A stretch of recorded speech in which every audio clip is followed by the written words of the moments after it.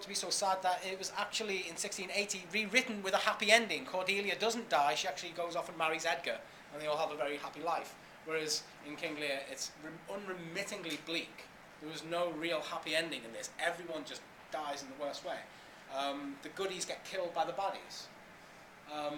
And even when you think it's all over, the final goodie, Cordelia, is meant to have rescued everyone, she is hanged in her cell. And this is the response of Kent and Edgar is doing something similar to the chorus. In Greek tragedy, it's directing our emotions. You're saying, this is what you should be feeling. And Kent asks, is this the promised end?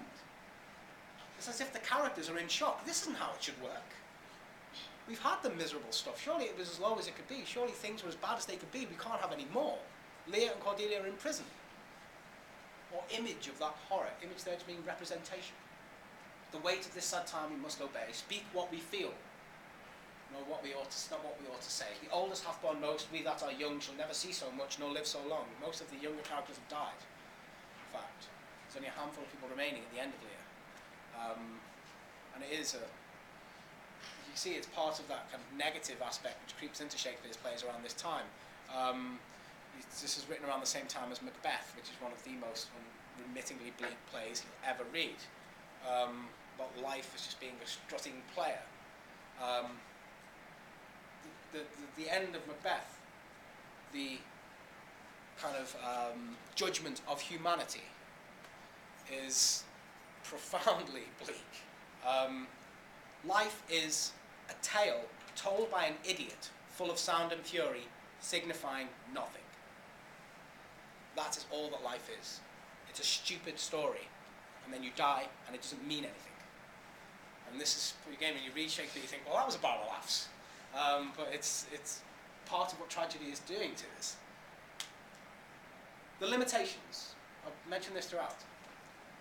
In respect of character, there are 4 things to be aimed at. First and most important, it must be good. I like the way you call the character it there. Even a woman may be good, and also a slave. Well, the woman may be said to be an inferior being, and the slave quite worthless. The second thing to aim at is propriety. There is a type of manly valour. But valour in a woman, or unscrupulous cleverness, is inappropriate. Thirdly, character must be true to life. The 4th point is consistency. And again, Aristotle not winning many fans there amongst around 50% of the population of the world, because he says that women are inferior and by nature cannot be depicted as being clever, because that wouldn't be true to life. But Shakespeare tends to differ on this. It's a very interesting line, that, and my poor fool is hanged. Cordelia is not in a large part of the play. She's kicked out at the beginning, and then she comes back at the end. A character who is in all that intervening period is the fool. And of course, in Shakespeare's plays, the actors would double up. They played 2 roles. And it's thought that that line, my poor fool is hanged, it's Cordelia who's been hanged. And you think, well, why does he call her his poor fool? It may be that the fool was actually played by the same actor who's playing Cordelia, which is interesting. There are some difficulties with this in terms of different folio and quarto versions where you've got the fool and Cordelia on stage, but they don't speak at the same time, so it's kind of troublesome. No life. And this again, it's unremittingly bleak, that negative tone. Why should a dog, a horse, a rat have life, and thou no breath at all? Or thou come no more? Never, never, never, never, never. The language of negativity which runs through the end of Lear is quite shocking. Given to repetition which shows the depth of feeling. There's a bit where he says kill 6 times in a row. So, Jocasta and Oedipus Rex. Is this hubris within a female character? Aristotle says no. Female characters can't have hubris. They should not be inappropriately valorous like a man. And yet look what Jocasta says. Where are you now, divine prognostication? Mocking the gods. Fear? What has a man to do with fear? Chance rules our lives, and all the future is unknown. Best live as best we may from day to day.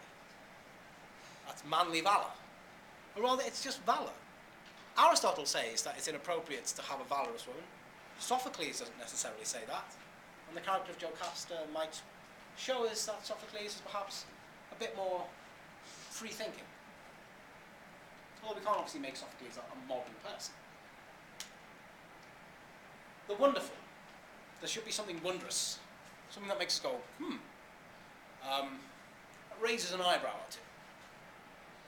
And this is the bit which is quite difficult. The poet should prefer probable impossibilities to improbable possibilities. So, if something is impossible but seems more likely to happen, it's better to have that as something which is possible but seems completely unlikely. And often, unlikely things do happen. So you're allowed to have something impossible if it helps to the overall representation of the real, or the mimesis of the real. So, just to recap now at the close of the elements which make up our tragedy. Mimesis is imitation, specifically of an action that is whole and of the correct magnitude.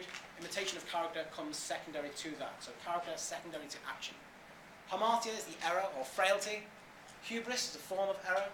But, again, with so many of Aristotle's terms, it's not clear exactly how it's meant to be used. For example, is the error an act that is committed externally, or is it something intrinsic to the character or the type? Peripeteia, the reverse of the situation, such as the ruler becoming the exile, the accuser becoming the accused. And this is linked to that concept of dramatic irony, which is the irony that most of us think of now. Irony in its proper form just means simply a discrepancy between what is said and what is intended. That is the definition of irony. Dramatic irony is that kind of where Oedipus finds out that his father wasn't his father and actually he's killed his father. That's more dramatic irony. It's the kind of thing Alanis Morissette is trying to talk about in that horrible song of hers called Ironic, in which none of the things she describes is actually ironic. Rather, it's just bad luck, which is what that song should be called.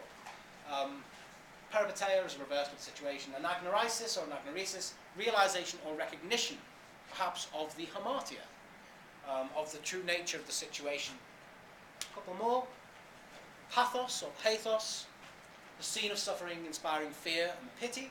Catharsis is the purification of fear and pity. Not necessarily an expurgation of those emotions, i.e. not we're purging ourselves and getting rid of those emotions.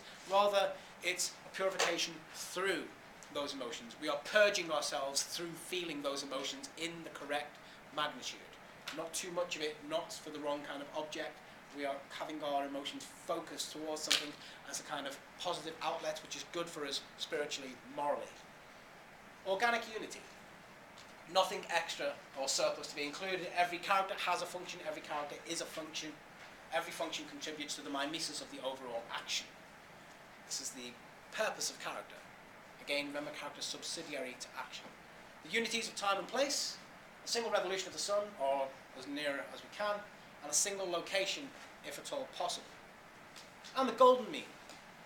Neither a perfect man, nor a villain or a monster, but a generally good man overall, who is flawed or commits an error. So that's how we build our tragedy. We take these elements, we put them together, you have tragedy there. Obviously, this is not enough in itself. You need to be good at writing to have your tragedy work. So you can take all these blocks and you could, in theory, make a tragedy, but it wouldn't necessarily be Shakespeare or Oedipus. But that's where we are. So this is it, the promised end.